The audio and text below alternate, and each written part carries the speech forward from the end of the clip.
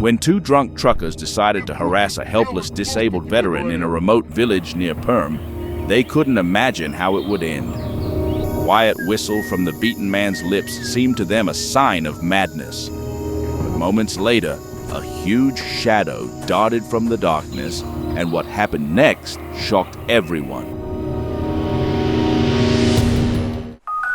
Andrei Sokolov, that was his name, returned from the Chechen War a changed man. His former stature and military bearing gave way to severe disability. Shrapnel wounds to his back transformed the once strong soldier into a man whose life revolved around pain medication schedules. An old wheelchair became his constant companion, and a lonely house by the highway his only refuge. He got this house almost for free.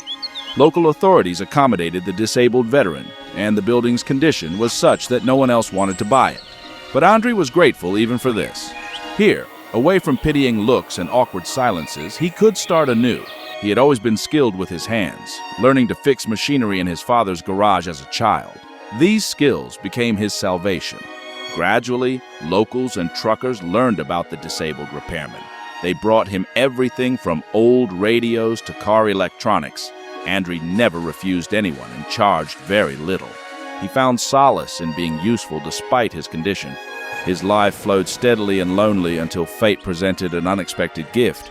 Returning from a trip to the village store, he noticed something like a hit animal by the roadside. Coming closer, he found a small lynx cub, still alive but seriously injured. Without hesitation, Andrei took the animal home.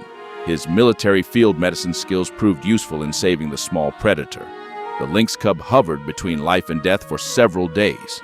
Andrei fed it with a dropper, treated its wounds, kept it warm.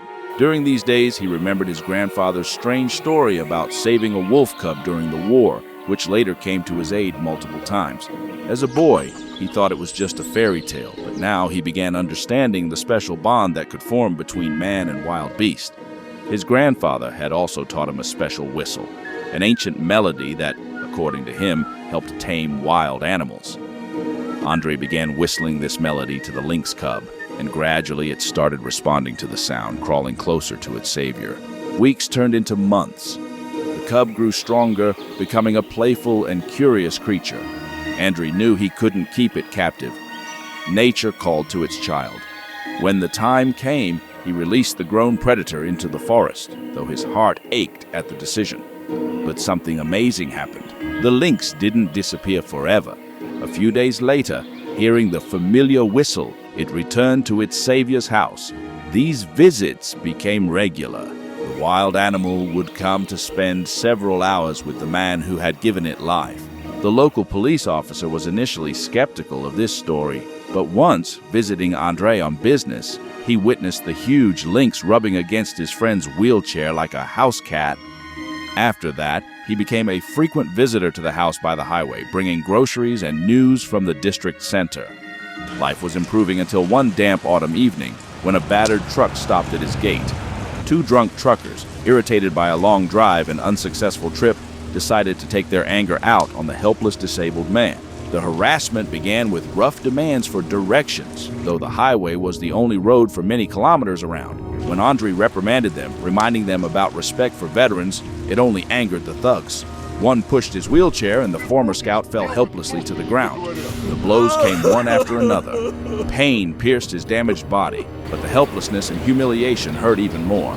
After breaking into the house and finding nothing valuable, the attackers threatened to kill him. At that moment, Andrei knew this was the end, and then he began to whistle. The melody his grandfather taught him flowed into the evening air. The drunk men laughed, thinking their victim had finally lost his mind. But the laughter stopped when a huge shadow emerged from the darkness. The lynx attacked like lightning.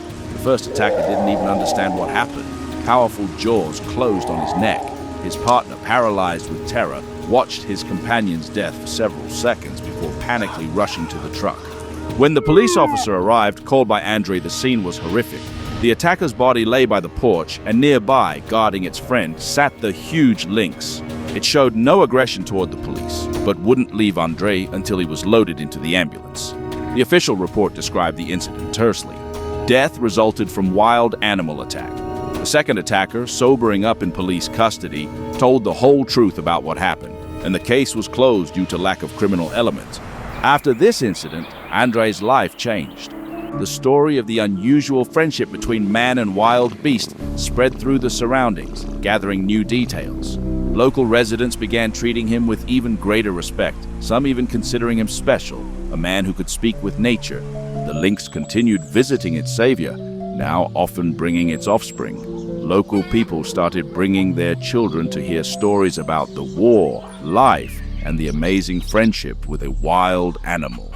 Eventually, his house became a kind of pilgrimage site for those seeking hope and faith in better things. And the lynx, seeming to understand its special role, became the unspoken guardian of this amazing place. Its presence is felt even when deep in the forest. Local poachers avoid these areas, and random travelers feel inexplicable reverence passing by the modest house by the highway.